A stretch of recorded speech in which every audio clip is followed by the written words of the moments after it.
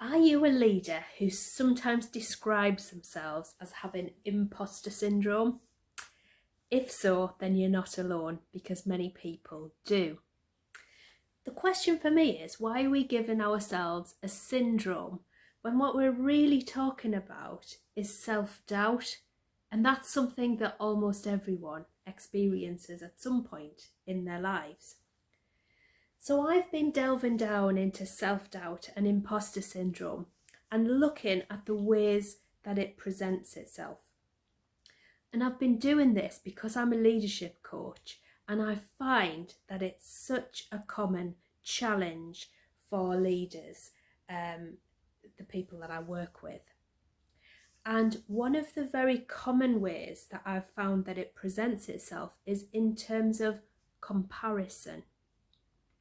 So this is where the voice in your head says things like, they're better than me, I'll never be as good as them. And that constant sizing up and measuring ourselves up against other people can lead to quite a negative spiral and lots of bad feelings like fear and shame and sadness and even anger. But it doesn't have to be that way. And I know this because I've experienced the pain of comparison in my own leadership journey.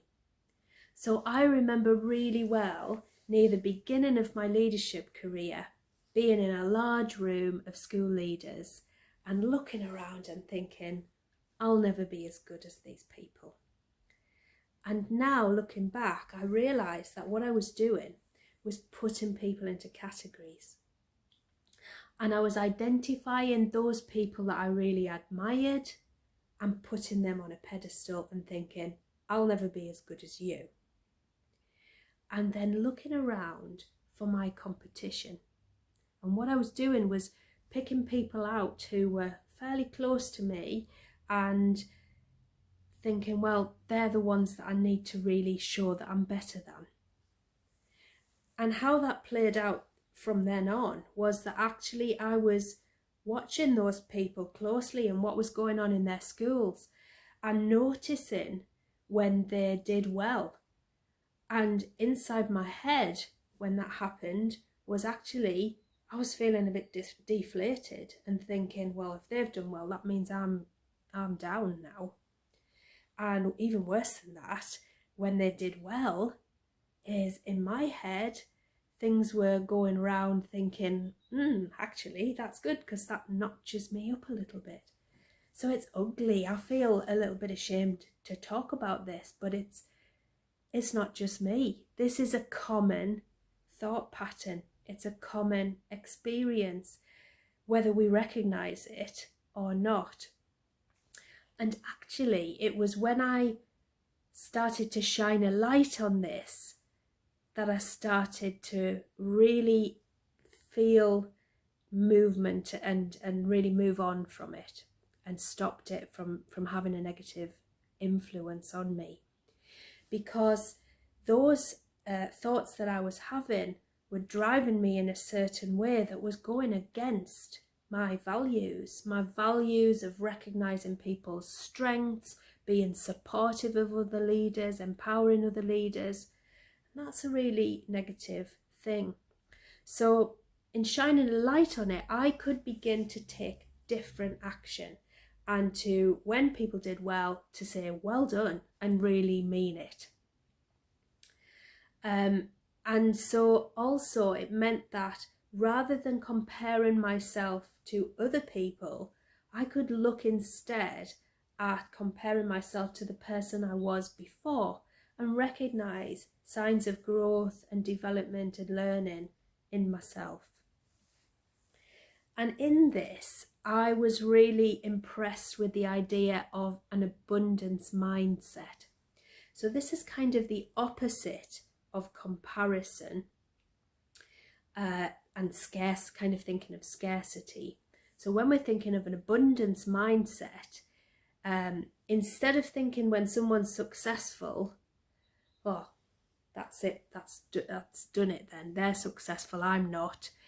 Instead of thinking that, we can think they're successful, That's great, well done, good on them, and I can be successful too. There's enough for all of us. And so it's that sort of shift in mindset that can make a really big difference to us, and we can feel a lot calmer, we can feel more in control, and we can feel hopeful about our own future and our future development. So let's just go back to those people that I put on the pedestal, because with them, it's about recognizing the reality is that they're flawed just like all of us, but they've achieved some really good things that we admire. So let's drill down into what those things are and examine what we would need to do to achieve the same things. What skills would we need to learn? What existing skills could we build on?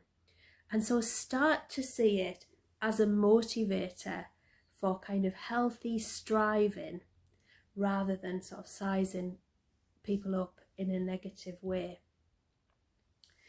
So if you find yourself in that sort of spiral, that state of comparing yourself to other people and feeling as though you're falling short, instead of doing that, try to really notice the kind of thoughts that are happening, raise your awareness of them, and don't push them aside or ignore them. Accept them as being the reality. But then don't let it drive what you do.